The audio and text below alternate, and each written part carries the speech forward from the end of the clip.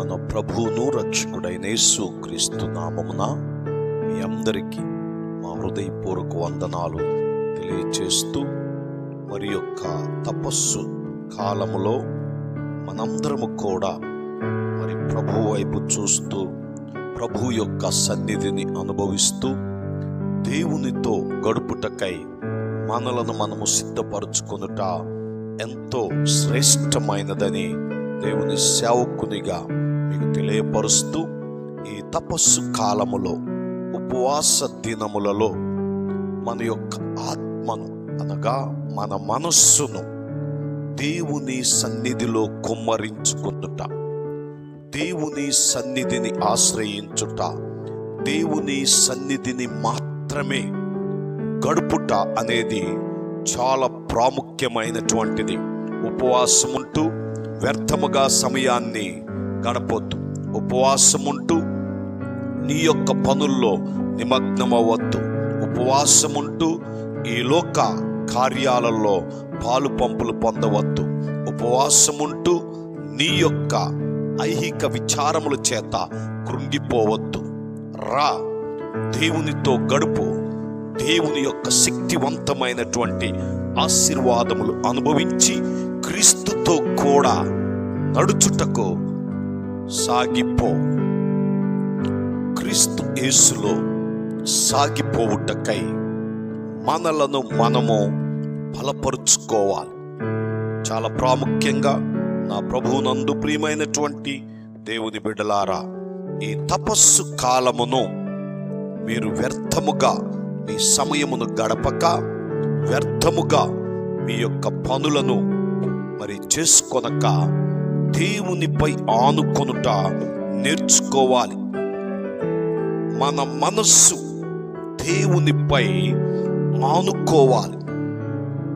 ఎప్పుడైతే మన మనస్సు దేవునిపై ఆనుకుంటుందో, దేవుని యొక్క కనుచూపులు, దేవుని యొక్క ప్రత్యేకత నీపైకి వస్తుంది.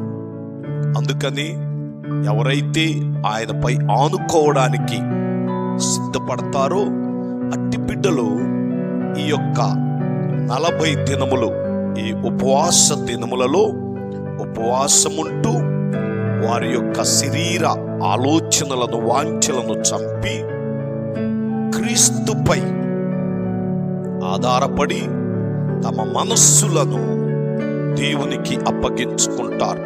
అందుకే ప్రవక్త అయినటువంటి యెషయా తన ప్రవచన గ్రంథములో ఒక చక్కని మాటను తెలియపరుస్తూ ఉన్నాడు.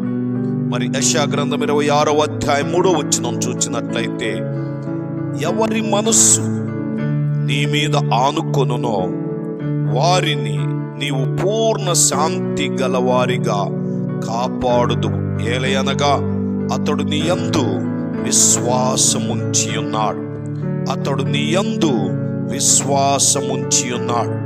కనుక నా ప్రభువునందు ప్రియమైనటువంటి దేవుని బిడ్డలారా, ఈ మాటలు వినుచున్నా నా ప్రియ సహోదరి సహోదరుడా, ఎవరి మనస్సు అనగా ఎవరైతే ఈ ఉపవాస దినములలో దేవునితో గడుపుటకు, దేవుని సన్నిధిని అనుభవించుటకు తమను తాము సిద్ధపరుచుకుని ఈ ఉపవాసపు ప్రార్థనల్లో ప్రతిదినం పాలు పంపులు పొందుతున్నారో వారు ఎవరి మనస్సు అనగా ఉపవాసము చేత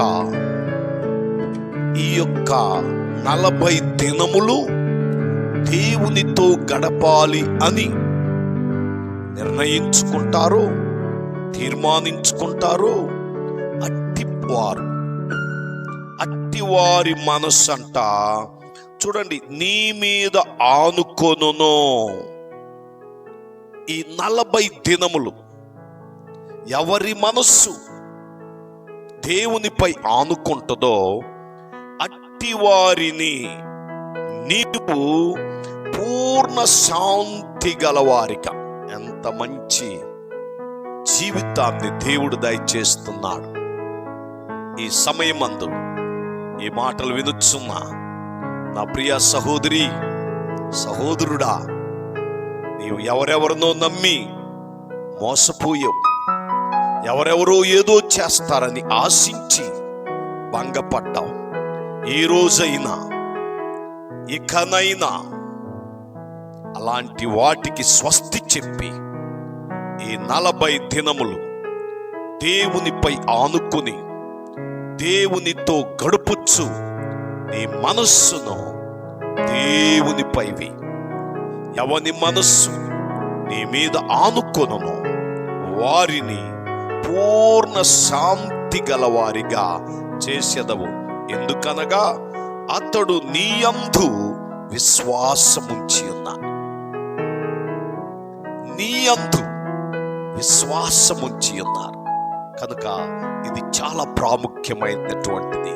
దేవుని యందు విశ్వాసముంచినటువంటి ప్రతి ఒక్కరూ ఉపవాసము చేత తమ యొక్క కోరికలను, తమకున్న శ్రమలను, తమకున్న ఇబ్బందులను దేవునిపై వేసి, నీ చింత యావత్తు ఆయనపై వేసి, ఎవరి మనస్సు నీ మీద ఆనుకొనునో వారిని పూర్ణ శాంతి గలవారిగా చేసే దేవుడని తెలుసుకుని నీ మనస్సును ఆయనపై ఆనుకునేటట్లు చేయి. అందుకే మన మనస్సు దేవునిపై ఆనుకున్నప్పుడు దేవుడు మనకు పూర్ణ శాంతిని కలగజేస్తాడు.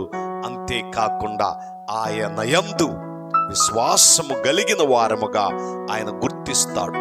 అందుకే ఈ తపస్సు కాలములో, ఈ ఉపవాస దినములలో ఇదిగో నీ యొక్క పనులను దేవునిపై వేసి, ఇదిగో నీ యొక్క పనుల భారమంతటిని ఆయన కప్పగించి ఆయన సన్నిధిలో గడుపు, ఆయనతో గడుపు. ప్రతి దినం నూతన వాక్యము చేత నూతన శక్తిని పొందుకుని ప్రార్థన అభిషేకమును కలిగి దేవునితో గడుపుటకు ఒక మంచి తీర్మానం చేసుకో. అప్పుడే నీ మనస్సు ఆయనపై ఆనుకుంటదని దేవుని సేవకునిగా తెలియపరుస్తూ దేవుడు తన మాటలు మన వెనుకలో దీవించునుగాక. ఆమేన్. God bless you. ప్రార్థన చేసుకుందామా? పరలోకమందున్నటువంటి మా దేవా, మా కొరకు మీరు పడిన శ్రమలను, ఆ శిలువ మరణమును జ్ఞాపకం చేసుకొనుటకై ఈ యొక్క 40 దినములు అనేక మంది భక్తులు ఉపవాసం ఉండి ప్రార్థనలు చేయుచుండగా వారి ప్రార్థనలు ఆలకించి వారి కార్యములు జరిగించు దేవా. వారి మనస్సు నీపై ఆనుకునేటట్లు చేయమని ప్రత్యేకమైన నీ కృపకు వారిని అప్పగిస్తూ దీవించి ఆశీర్వదించమని యేసు క్రీస్తు నామమున అడిగి వేడుకొనుచున్నాము తండ్రి. ఆమేన్. God bless you.